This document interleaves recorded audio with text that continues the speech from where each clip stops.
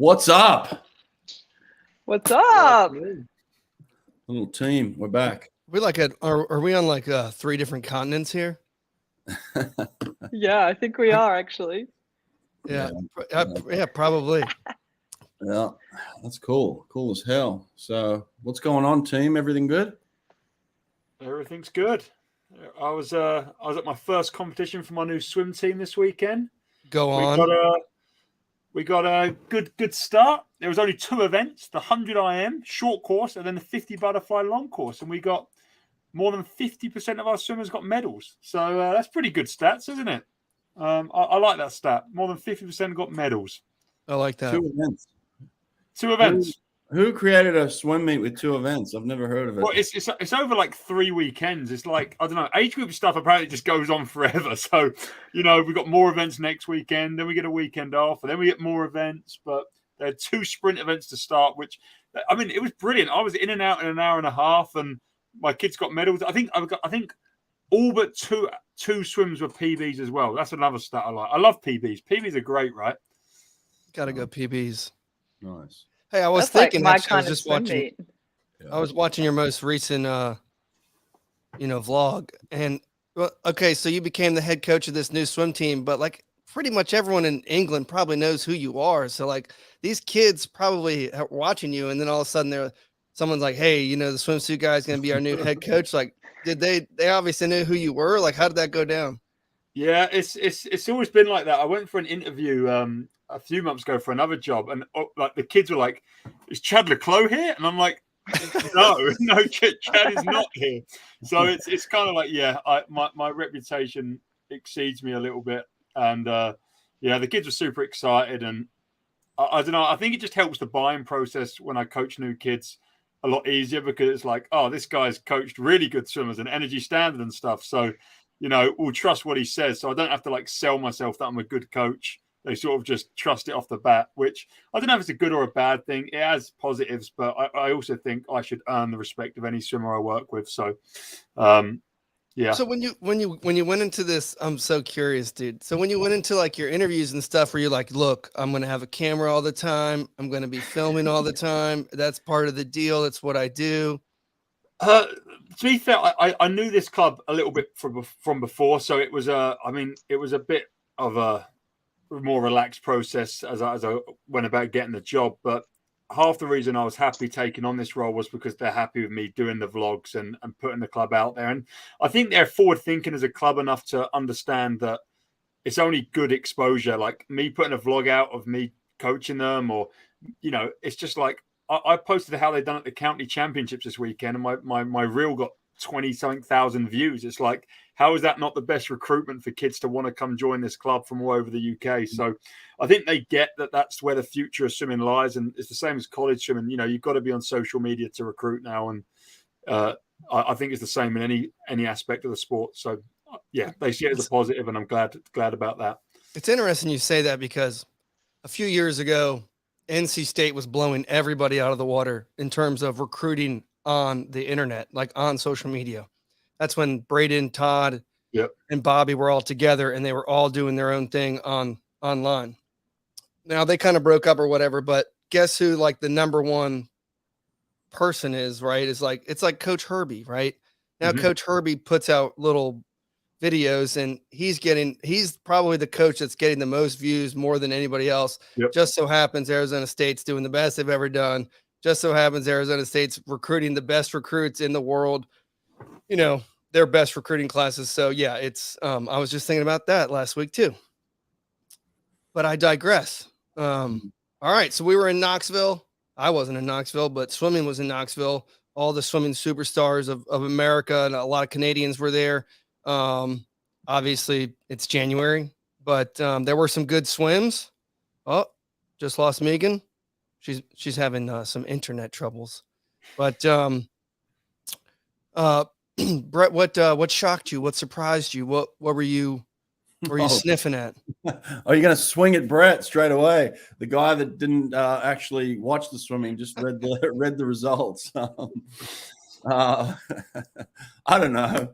I think the fact that long course is tough is tougher than people think it is, right? Like I think that's what long course always reminds us, is that it's not short course, right? And I see all these short course swimmers who've had success going into a long course meet straight away, and it just slapping them in the face. And I think we kind of got a little bit of that this weekend, where it's a long course meet right in the middle of the heart of the short course season in America, which is tough for them.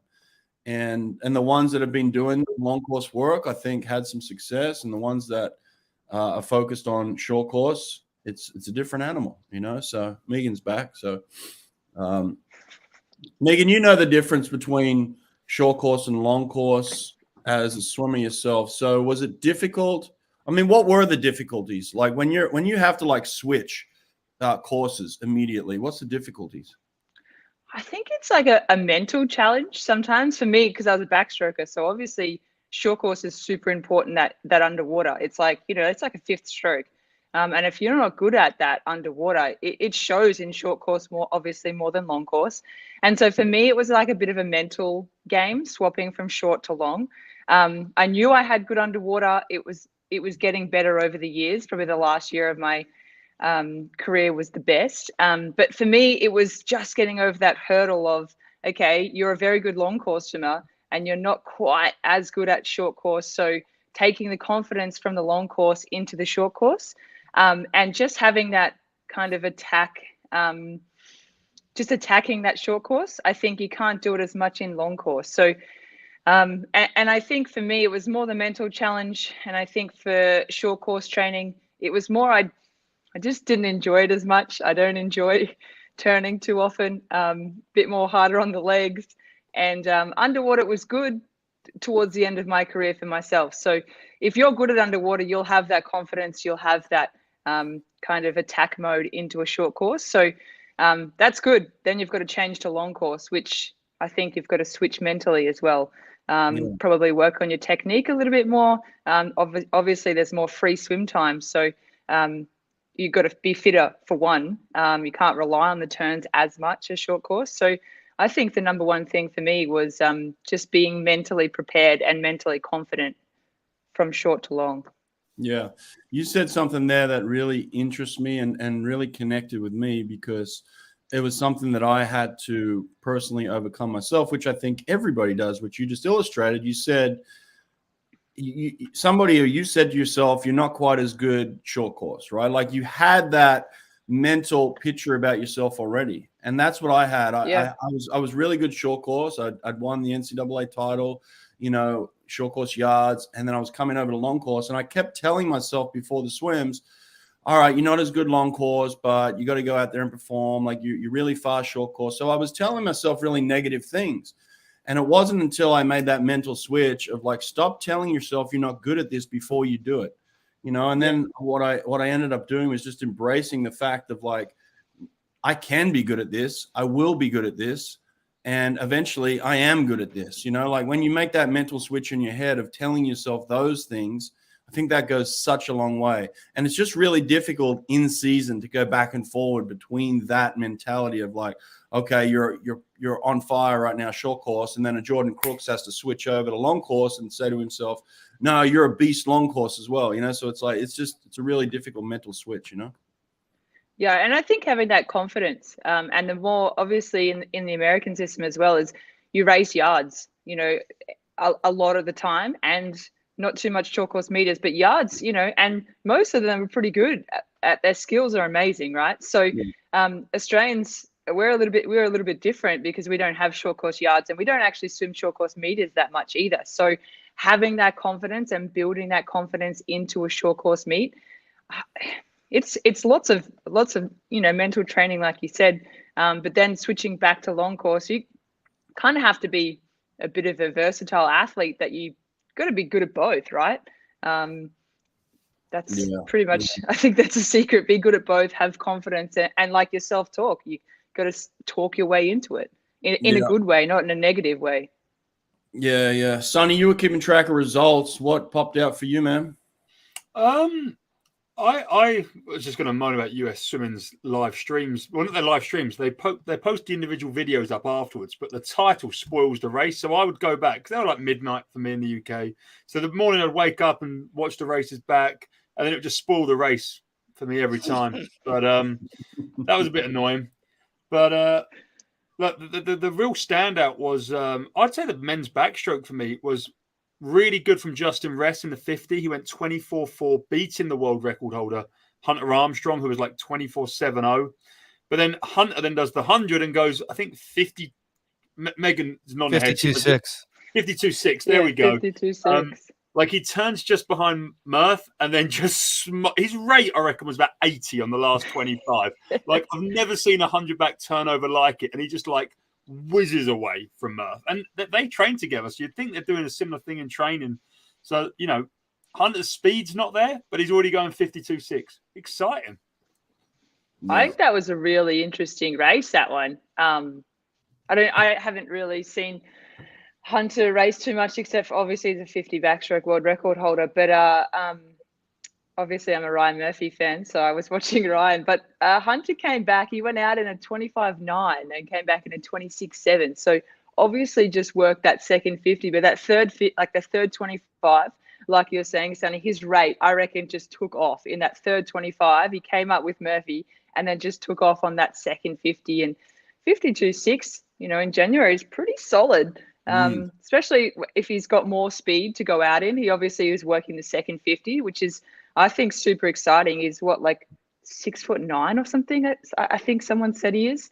He's just a bit of a beast. Yeah. He's not 6'9". They reckon 6'9". I was like, surely not. I was like, you should be playing basketball. Come on. Which makes that rate, which makes him, you know, increase his rate so crazy. Yeah. Someone who's 5'6" was like, he's 6'9". He's a giant. Surely someone tell me I'm wrong, but 6'9" is he's in the wrong sport, I think. But he's that was probably an impressive swim for me, 52.6 from Hunter. So Ryan Murphy swam solid. He went out fast and just probably stung a little bit, but he's had a pretty good couple of months too. Yeah. What did you think of the women's side, Meagan? You know, the women's backstroke was decent, and the women's freestyle I thought was decent as well. Yeah, really decent. I think a bit of a favorite was that 400 IM.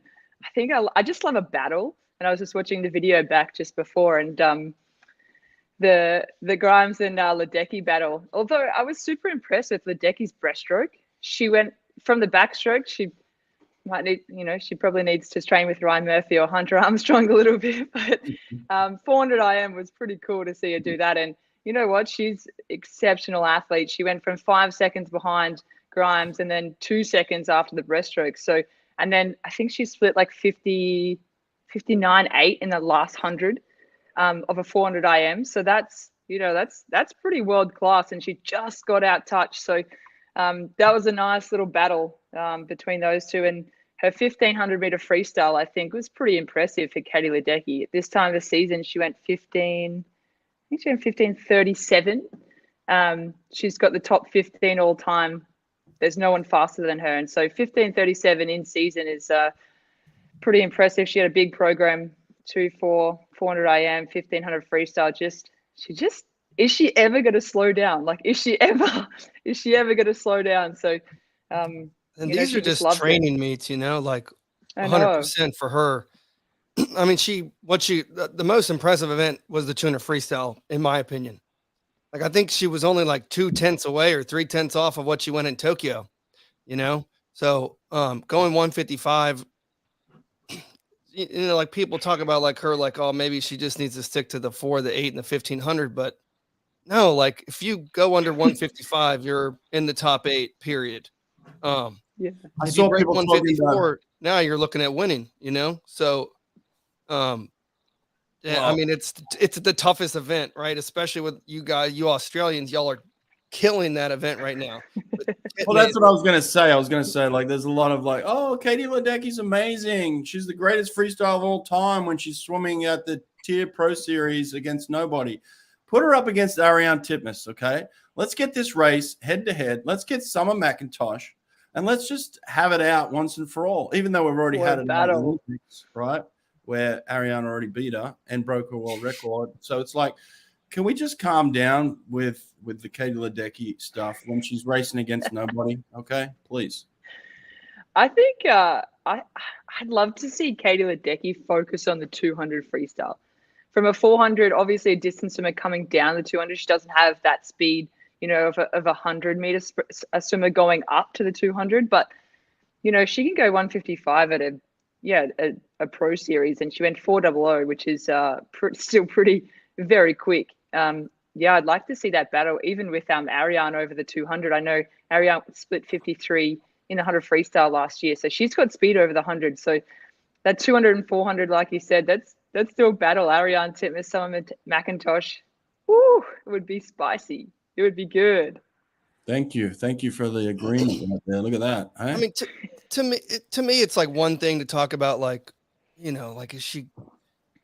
No one's swimming these distance events. She's so far in front of these people. You could just focus on the 200 and the 800 and the 1500. You'll still probably win at the Olympics without very much. You're not going to lose any aerobic capacity if you're focusing on the 200, right? But in her case, I think the biggest question is she hasn't gone a best time in years. I'm talking not like a couple years, like 7 years, right? Like, can she get back to best times in the 200, in the 400, in the 800? It has been since 2016. We see this throughout history, right? We just had Mary T on a few months ago. 8 years. She went 8 years chasing a best time.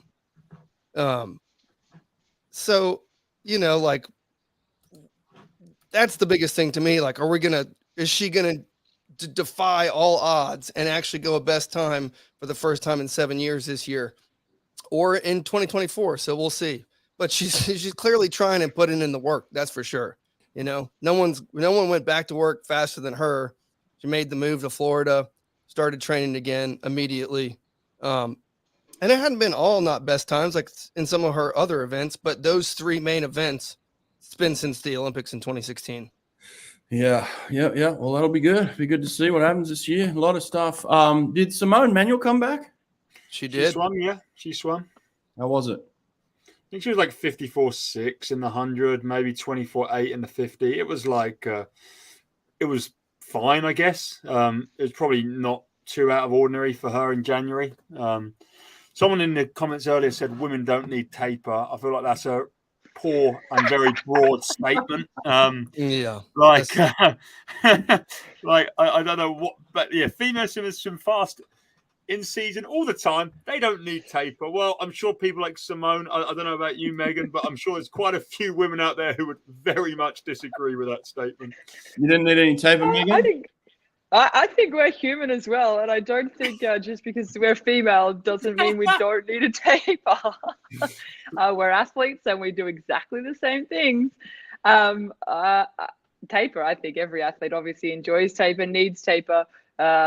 Very individual. Someone like Katie Ledecky might not need as much taper as someone like Simone Manuel.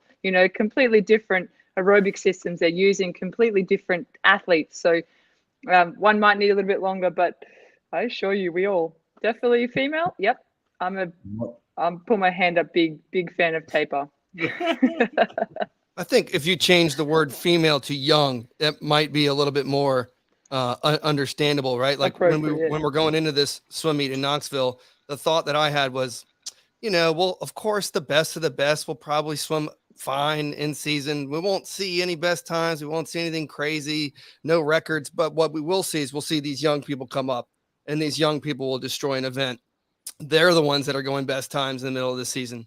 For example, this guy that we've been talking about a lot over the last year is this young kid from the Jersey Wahoos, Henry McFadden, who just won the 200 freestyle, who came from behind in the last 50 to destroy Karen Smith, to destroy Drew Kibler. These are like the Americans' best 200 freestylers, right? And this young kid is coming from behind and just walloping them on the last 50. He went a best time by almost a full second, went 147.2 in the 200 freestyle. He's a senior this year. He's going to Stanford. Those are the kind of swims that I expected, that type of swim. So there were some really good young people, popping off best times, and those people should, it's not the female, it's the young ones. Yeah, good point. Very good point. I like that. Yeah. That's a good swim. Really good swim. Saw that. Did the 6'9" get answered? Is Hunter Armstrong 6'9"? Carter in the comments said he's like 6'7". 6'7". I mean, That's still ridiculously huge. I just never saw it. Like, I've seen him obviously race on the streams and stuff. I've never seen him in person. I just didn't presume he was that big. Wikipedia says 6'8", so I mean he's big. He is. I was watching his underwater, and his like arm span. His arms are just super long, and he's just grabs that water ridiculously. Yeah, that's the thing. I think he's a physical specimen for sure, and now he's in a place where he's got good people around him. He's obviously got confidence from a couple of representations on U.S. teams now, so it's like he's coming into his own. And I don't know how much Ryan and him actually train side by side at all. I'll have to dig on that one a little bit. But I heard they're training partners now. I mean, Hunter followed his coach out there. Yeah, but I mean, like, is it every workout, or is it 3 workouts a week? What is it exactly? So we'll have to get to the bottom of how much they're actually doing together. Yeah. Hunter doesn't swim at 200 back, does he? No, not really. No. So I mean, Ryan's obviously gonna be good to see. Yeah. Yeah. Well, if he just rates like that for 4 lengths, he'd probably go like 149 or something. You should probably give it a crack, right? Yeah, that turn 25, he just took off after that turn. I was like, this guy is killing it. Yeah. He was going pretty quick. It's the same as his 50 back world record, though. It's just like his underwaters are average at best, and then he just comes up, just spins like he looks like that drill where you sit up like you're in a chair and just let rip. But like that's what he looks like. It's like he looks fairly flat for a back. There's no rotation. No, there's zero rotation. Like flat and just right, and I'm just like, meh. Fastest backstroke forever. Not bad. Yeah. Who else was here? The Tunisian kid. He won his events. Yeah, I thought he was. I mean, we haven't seen him because he's been ineligible at Indiana, so he hadn't been swimming yards. Yeah, his 400 was decent, 347. But like the longer stuff, I mean, him and Bobby Fink swam next to each other for 1,450 meters, and then Bobby Fink beat him on the last 50, but they went like 15:0 something, so it's slow. But I think that was the best time for Ahmed Hafnaoui, though. He's been, but he's better than that. He hadn't broken 15 yet, so I guess that's pretty good. Yeah, 47 in season 2, 347. Yeah, the 400 is really good. Yeah, that's a good swim. The 400 is really good. He kicked the crap out of everyone. I mean, no one was near him. No, he won by like 4 seconds. But and then Abbey Weitzel's back. Well, I mean, she's been around, but she like really, she popped some good times. She won the 50 fly, won the 50 free. She went 53.6 in the 100. Yeah, and she then did the final. Yeah, she swam. Did she not swim the final? And then dropped the final. I think all of Cal basically just didn't swim at the last session of the final session. I think they all just went home. Hang on, it was all the Cal Pro team that were there. So she's training with what, Dave Durden now? I don't know. It's a good question. Text Dave Durden or text Abby. Yeah, I'll have to text. We haven't caught up with her in a little while since you were in Alaska hanging out with her sister. Yeah, last time I texted her, I wished her congrats on the engagement. I think she got engaged. Oh, good for her. Yeah. That's pretty cool, little cutie. So let me wake her up now and say, are you trying to She had that 100's pretty solid. She went 53 in a prelim. Yeah. Pretty good for a 100 free after a 50 free win. Yeah. So Alex just said about Chase Kalisz. He was really good. He won the 2 fly. He was just, his last 50 was awesome. He was like 3rd, had a massive last 50. I think he went like 156. He went 200 in the 2 back. Yeah, he was swimming the other stuff, and he was swimming really fast at the other stuff, like not IM events. Yeah. I think he said in a post race interview that he's doing more than he's ever done ever in his career, which is kind of hard to believe. considering he came from NBAC, which, they did a lot. And then went to Georgia where they probably did a lot. And now he's back with Bob again, doing more than he ever has. And that it just brings me back to when we were hanging out with Eddie Reese in Texas. And Eddie told us straight up, like, he's always concerned about people that are coming in as freshmen that have done a lot of work, like a ridiculous amount of work to get where they are already. Because how do you get faster, right? Like, you have to do more work. Like, how do you do more work when you've put in a mountain of work already? It's really, really difficult to keep going. But that's, it's the year before. This is the year you're supposed to do the most. That's pretty much in every swimming book I've ever read. Nate, that's also an old school mentality where you think the only way to be successful is to do more work. I mean, that's not the only way to be more successful. Come on. I mean, that Eddie is a very successful coach, but not every single athlete that swims for Eddie Reese is an Olympic champion. It's like we all have our successes and failures, right? True, but we're also talking about the 400 IM and the 1500 freestyle. We're not talking about the 50 freestyle, Oh, for sure. And I just thought it was interesting. He's doing more than he ever has. Mm-hmm.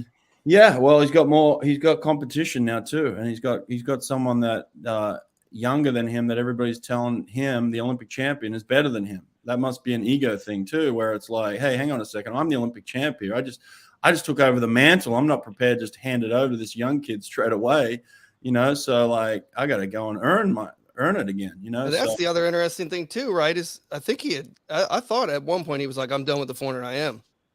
Yeah. And then last year he swam it anyways, swam really well, and got on the podium again. So it doesn't seem like the 400 IM's, off of his thing. That's still going to be one of his main events. So it's exciting. I'm glad for him because he is one of those guys who clearly puts a lot on himself, like an insane amount of pressure. I think I've said this before, but if you watch him in post-race interviews a lot, man, he can just be so down on himself, even after he wins, And some of these last times have been the times I think that he's been the happiest, like I think he's definitely, stepped back a little bit and reflected on what he's done in his career, and maybe taking a little bit more pressure off of himself rather than keep stacking it. Yeah. Yeah. Meagan, you swam. I don't know. Keep saying Meagan. All right, I apologize. It's an American thing. It's an American thing for sure. Brand in my head now. Meagan, you swam for Bowley, and I was going to put a clip out today actually where you talk about this set of 12 100s that you do, and it was your favorite set, and it always gave you confidence. And I think that's probably the thing we're talking about here with Chase is like he does sets with Bob that just give him confidence, Nate, right? And I think that's the key, right? Is like if you trust in your coach and they're feeding you the things that you like to eat, and those things give you confidence, then you feel incredible. And that's when you're almost indestructible behind the blocks, is when you have that type of confidence, right, Meagan? Yeah, I think confidence has a big thing, and it's kind of mental, a bit of a mental game, because you could be still swimming, in season or out of season, whatever. If you're putting in more work, that's good. But if it's not the same quality work as like last year, then you can, like for me, I was always a bit down on myself. If I wasn't hitting certain times, like I was last year, or when I swam my best time, I would kind of compare it. But I think it's also like, for me, I wanted to get faster at the 100 backstroke. So I was like, okay, I don't necessarily need to do more work. I need to do more work maybe on my strength or something out of the pool. So for me to get confidence, it wasn't about doing more kilometers. It was about, okay, picking on like my weaknesses. So I needed to get stronger. So for me, it was the gym. It was my starts underwater. So those things I had to get more confidence from. But I think the 400 IM and the 1500 for chasers, you have to do the work. You're going to get found out if you don't do the work. That last 100 meters or that last 350 and a 1500, you're going to get found out if you're not doing any work. And I think sometimes athletes get caught up in making sure that everything is the same as when they swam well. So, if I swam well last year, okay, I've got to hit a certain amount of kilometers per week because that's when I swam my best. But I think maybe picking on like your weakness or your strength, and it might not be in the pool. It might not be doing 10 sessions, might not be doing crazy gym sessions. It might be speed work, or it might be aerobic work. Trying to figure out where those weaknesses are. But I am, a big believer of having a good base, a good base, and that gives me the confidence when I line up behind the blocks.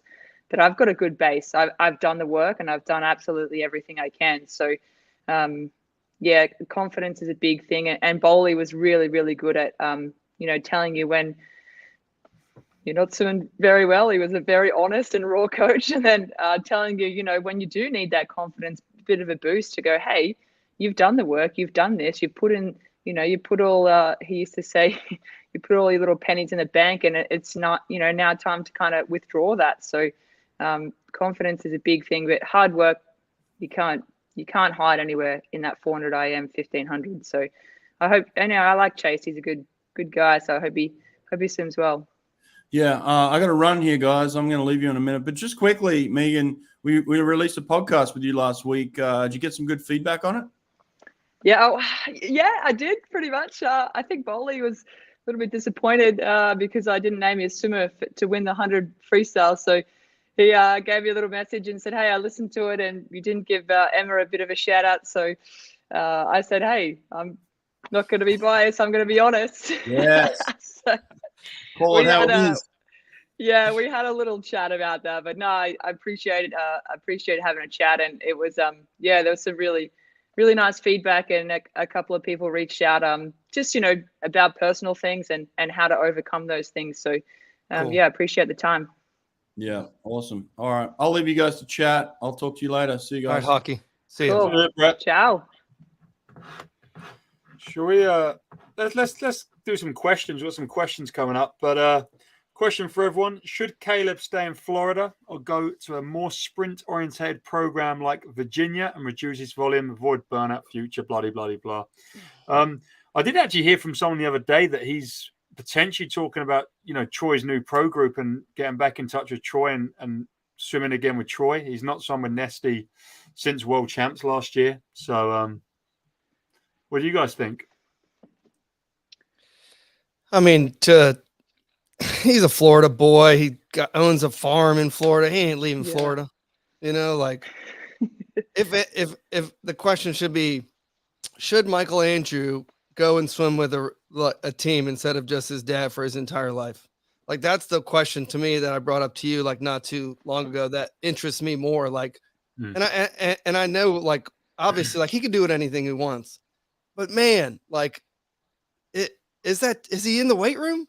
Like, is he it just seems like it would be interesting to see if he like was just doing what like a Cal would be doing, or with a whole entire team in a weight room, going through every single little thing, like that would be super interesting to me.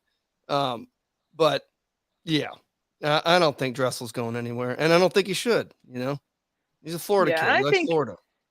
He's obviously, he obviously loves Florida. And I don't personally know him, but I, see how much he does love, Florida. And I think the most important part about, swimming is making sure you're happy out of the water, right?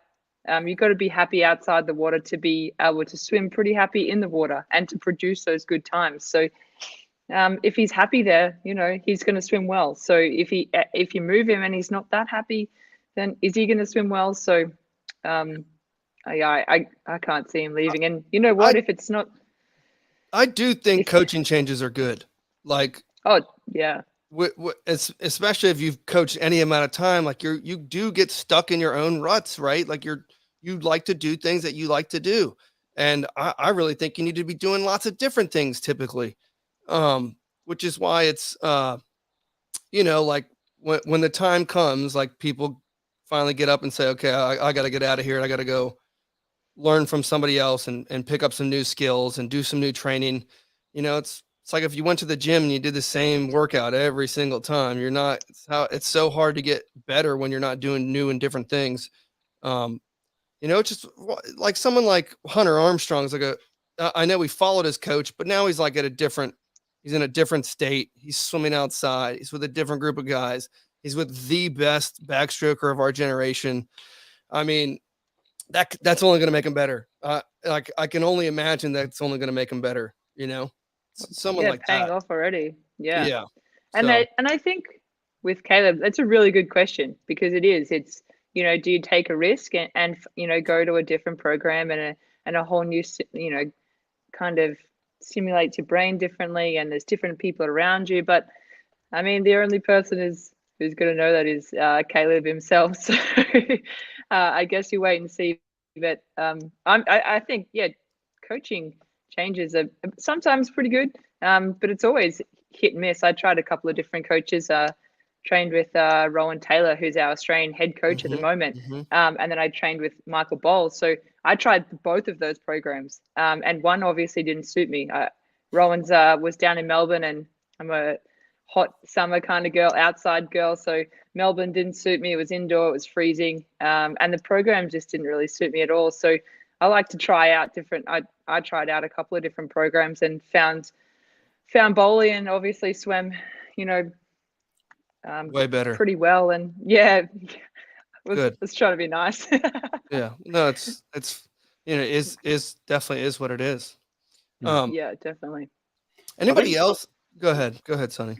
I was just going to say, like, from a pure training point of view, not location or anything, Caleb could do less meters, but that's, everyone assuming that he's taken a step away from swimming purely because he's fed up of doing however many kilometers he swims a week and pushing himself as hard as he's pushing himself. But that could be, and it's all just hearsay. We don't know why he's taken a step away.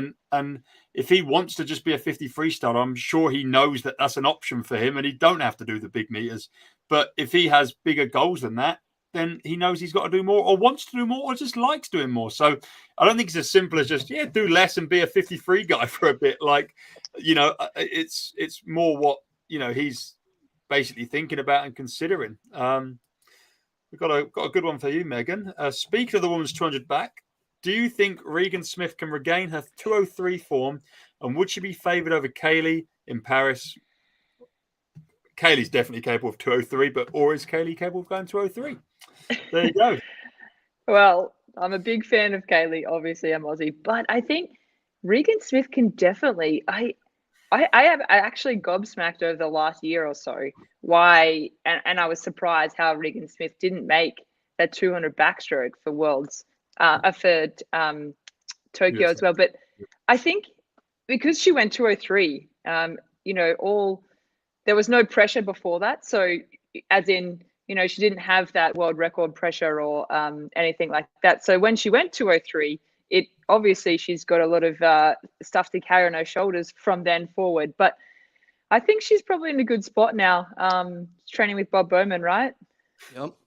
Yep. So I think she's pretty, she's obviously had a coach change and had an environmental change. And I think she can kind of get that confidence back. And 200 backstroke, she's got speed in the 100 backstroke, obviously. And I think just getting that confidence back over the 200, and she's probably doing the work with Bob definitely for the 200 back in that program. They do quite a bit of work, and it would be I'd love to see that great battle. I'd love to see Regan Smith at her best, Kaylee McKeown at her best, and both of them trying to hit 203. That'd be pretty cool.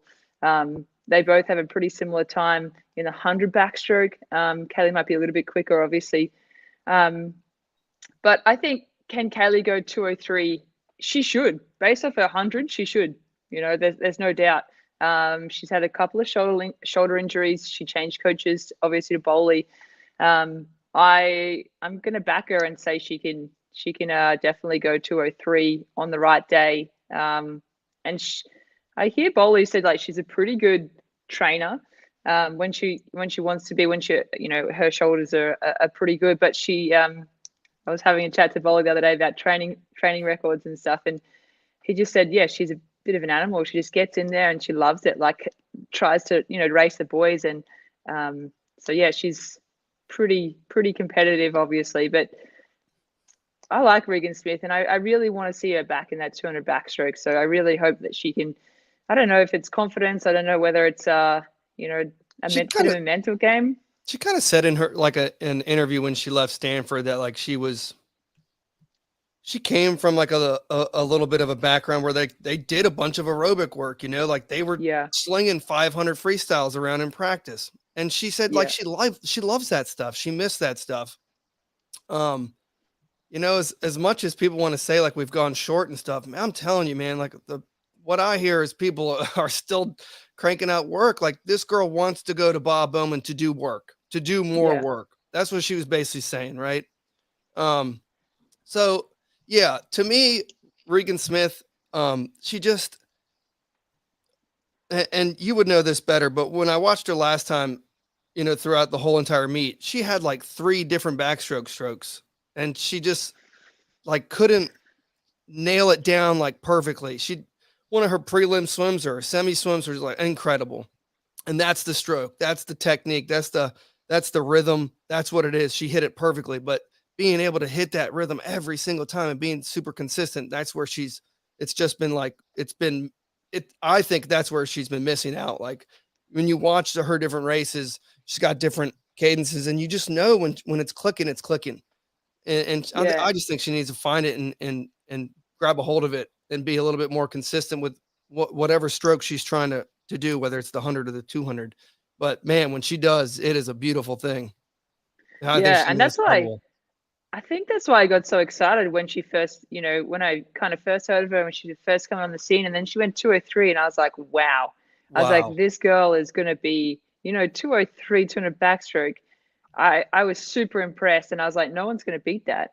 And I was like, I don't think even Kaylee could beat that. And backstroke, like you said, is in a 200 backstroke, you got to get that rhythm, that rotation, work on your core, and when you're on, you're on. So I really hope that she, obviously she's doing some pretty good work with Bob, and I really hope that she can get back down to that. Under 205 is still extraordinary. So anything under that is a bonus. She's not in school or anything. She doesn't have to worry about all that. She just focused on being a professional swimmer for the next couple years and ride it out to Paris. So I'm obviously exciting. A bit biased though, so I'm going for Kaylee next year. Yeah. Well, the backstroke events they've been really good for like a several years now. Like Kylie Moss, she's unbelievable. Yeah. She's always there. She just always seems to be on a podium, snatching up silvers in any of the distances. That's just yet another one. On the women's side, backstroke has been super competitive. And I think with the women in that 100 backstroke, most of them double up. You should be able to double up. Katie McKeown, like 100 and 200 backstroke. So there's no reason why Regan Smith can't hit the 100 like she's been hitting, and being able to hit the 200. There's absolutely no reason why not, especially if she's doing some good work. Kylie Mass she's got an extraordinary, great underwater start underwater.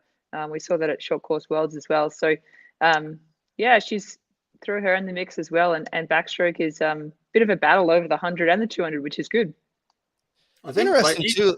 Go ahead, Sonny. I was just say, even when Regan did swim that 203, she still went 57.5 leading off the relay. So she just didn't have the individual at that point, but she still doubled up in the respect that she went world records. The fastest time, yeah. Right, yeah. So it's not like, she has to give a bit of speed away to be fit enough to do a 203. I mean, if anything, just get faster and you get better at the 200. But she clearly can double up. And, someone just mentioned here about, do these swimmers do too many events? But, Kaylee can do the 4 IM and the 2 IM at a world-class level as well. Kaylee just medaled at World Short Course in the 2 IM, in an incredible time.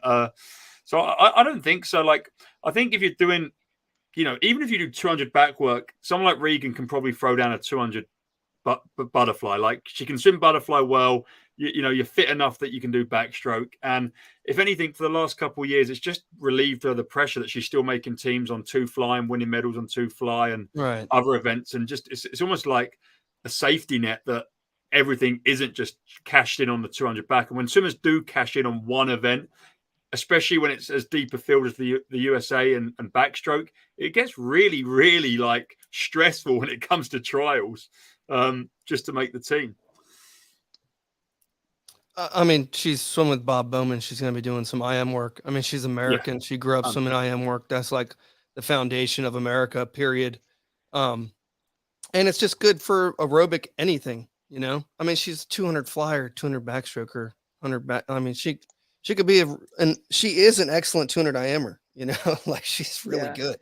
So, and I think that's like a bit of a hard thing, right? When you're an IMer, because, well, you're going to be good at kind of more than, you know, like you're very obviously very good at all 4 strokes, and maybe one is maybe a little bit less, but you know, Kaylee McKeown, she can do 200, 400 IM, 100, 200 backstroke. She's even all right at freestyle.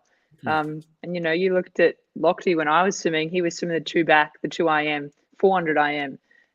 So, you know, he was swimming 200 back and 200 IM, and at the Olympics, it was usually on the same night. You know, double was so or the final. That's so hard. Double up, like that's insane. So, and what do you do? Like, when do you pick the 200 back? Do you pick the 200 IM?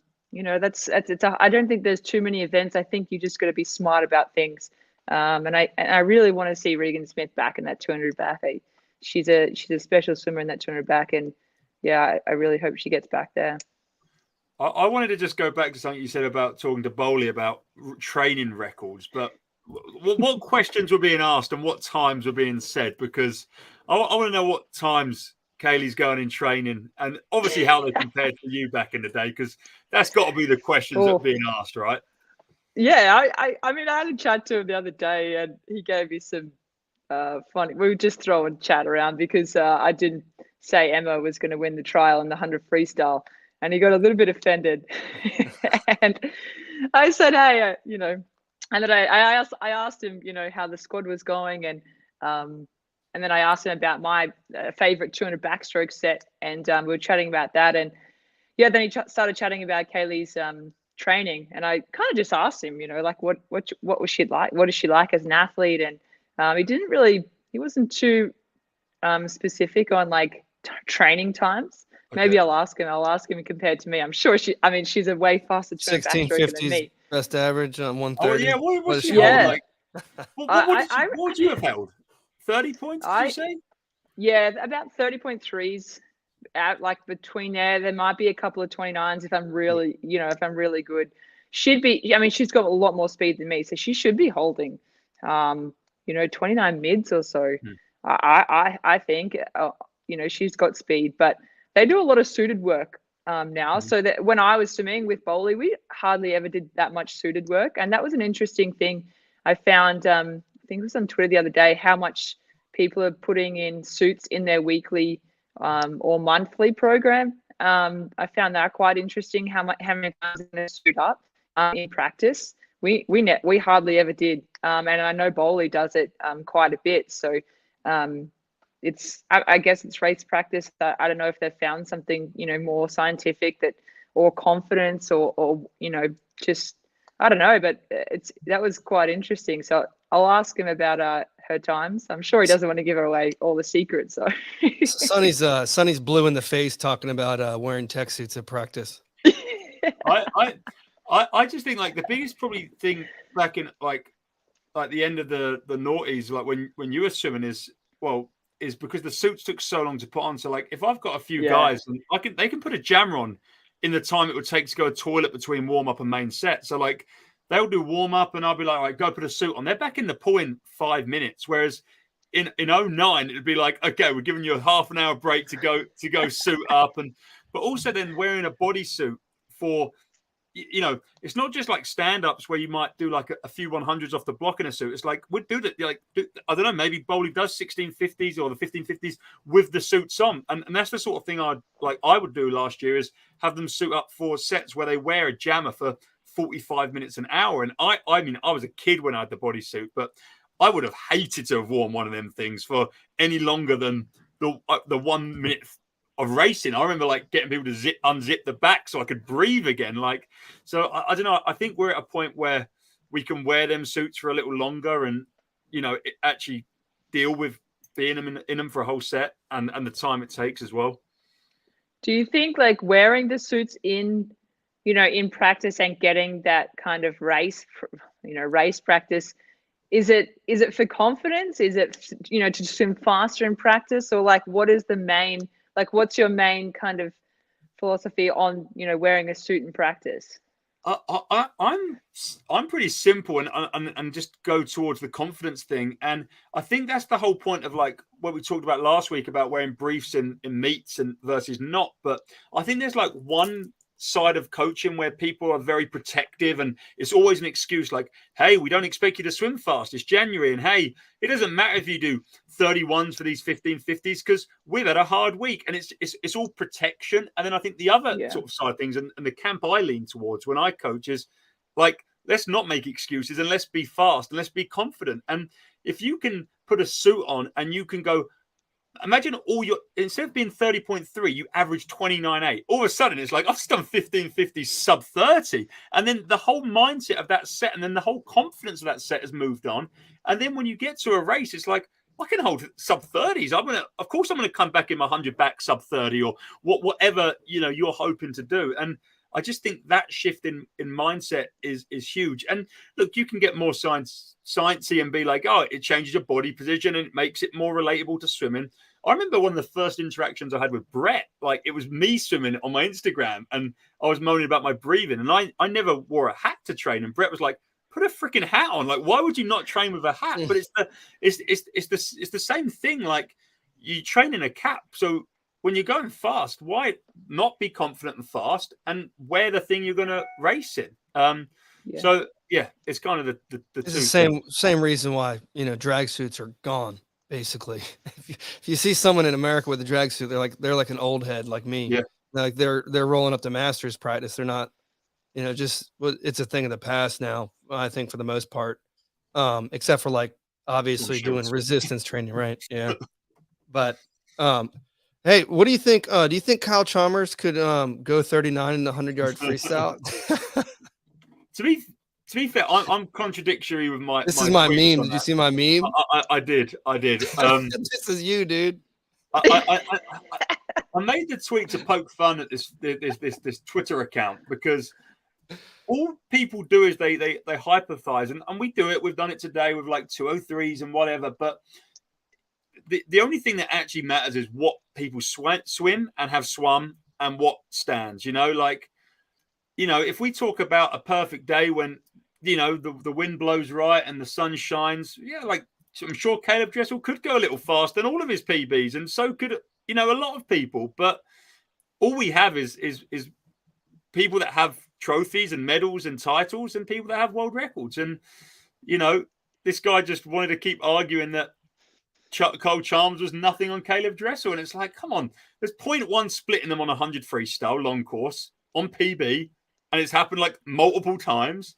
And Cole Chalmers holds the world record. And I don't know, this guy was like arguing about short course world record. And he was like, but Dressel's not done it many times. I'm like, Jesus, you race it 4 times a weekend at IFL, for God's sake. Like, there's a mixed relay, a men's relay. You do it all the time. And like, it's just stupidity. It's just stupidity. That's that look again, like, I would like to see that battle though, when they're like, both at their prime time and at one meet, not one person doing this at another meet. Dressel and Chalmers at one meet in the short course, just to settle it. I think that's the only way you're really going to know, right? It'd be pretty cool to watch. I think they're two completely different athletes. So like, obviously Dressel has the best underwater at start, and Chalmers, I think he's definitely getting better at that. I wouldn't say he's got the best underwater and start, but his free swim time is absolutely incredible. So his two turns different are athletes. Ridiculous, though. They've improved a lot, but his kick is insane too. The reason his kick that is Carl ridiculous. Is so good at the 100 free, especially short course, but obviously in both pools is, and what he has that Dressel doesn't have is that he can swim 50 freestyle PBs breathing. So he's like a 20.6 short course meters with breathing every 2. Whereas Caleb is half a second on PB, but that's no breath.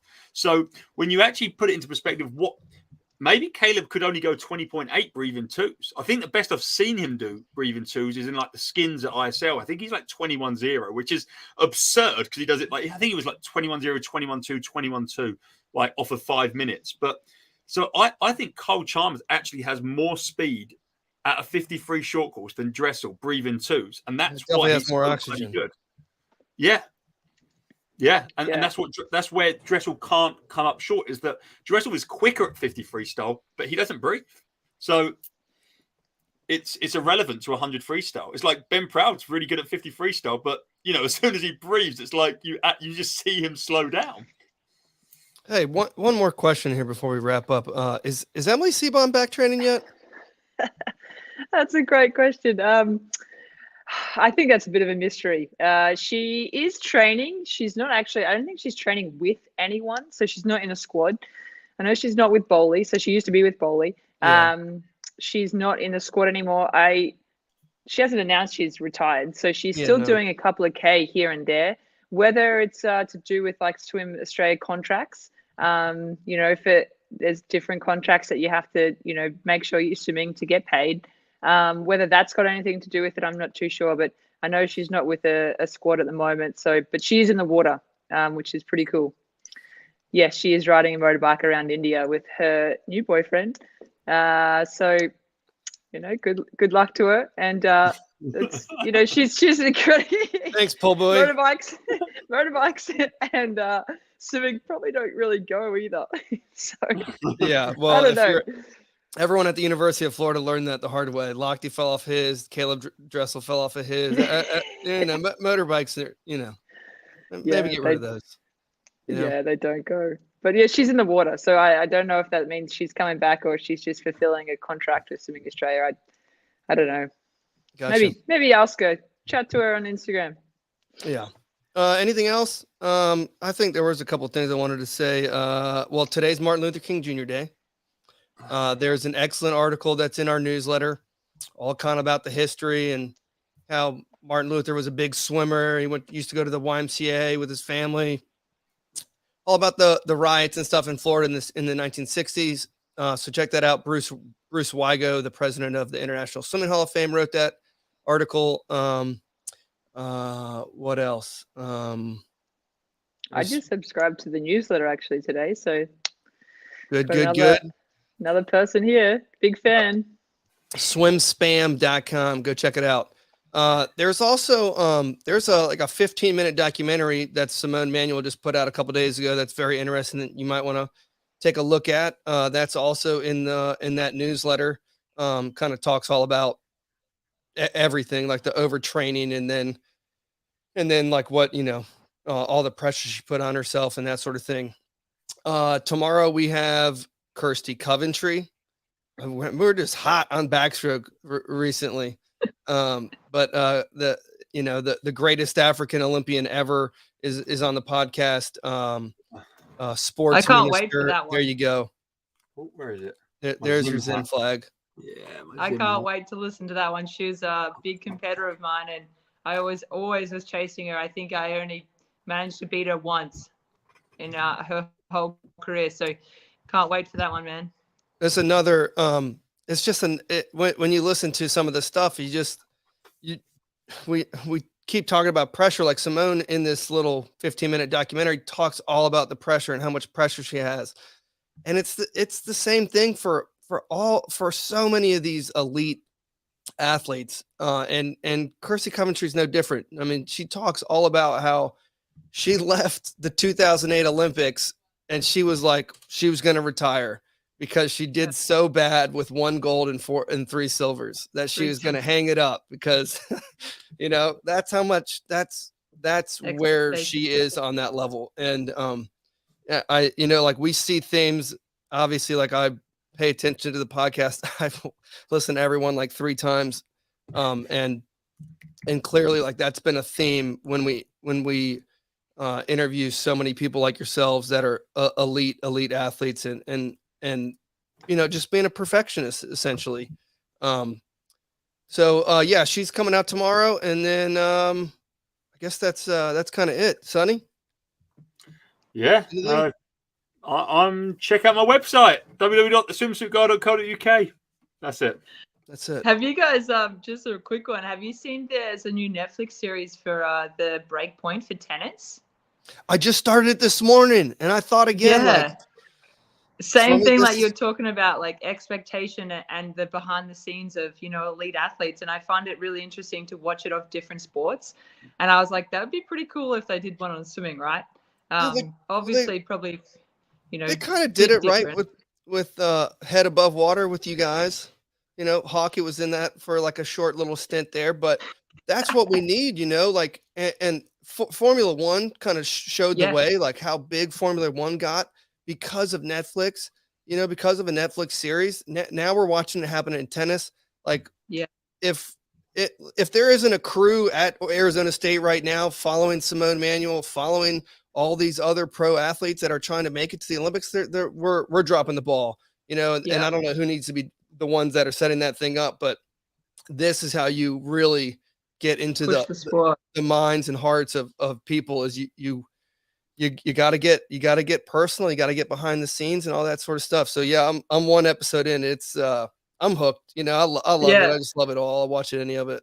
So yeah, I started watching it this morning, and I'm on episode 3, and I was pretty hooked. And I watched the F1 as well, and I just think it's a really cool insight into how much work goes into elite athletes and performance, and everything that you don't see on the outside. Like you see swimmers obviously for short amount of time. So what goes into all the behind the scenes ones. So, but I'm going to watch that Simone Manuel one. That sounds pretty interesting. Yeah, just check out the everything's on the old newsletter there. So, yeah. All right. Well, good to speak with you, Meagan. Yeah, thanks, guys. Thanks for having me. As always, we'll see you next week. Cheers, guys. All right, thanks, guys. Legend.